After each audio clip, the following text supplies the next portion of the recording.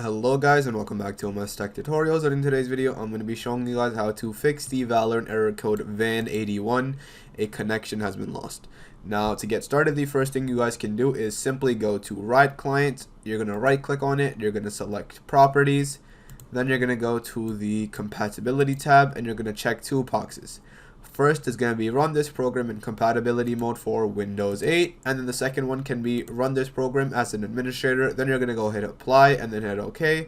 Now once you do that, go ahead and try to open up Riot Client this way. If this does not work, do not worry. The second method you guys can do is simply just restart your PC, like the old traditional method, just restart your PC, check to see if that fixes. If that also does not fix, the third method you guys can do is go to settings. Then you're going to go to network and internet. From network and internet, you're going to scroll down until you see advanced network settings. Then you're going to go to network reset.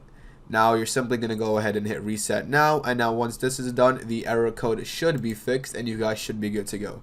And yeah, so that is it for the video. Thank you guys for watching. Make sure to give the video a thumbs up, subscribe to the channel, and have a great day.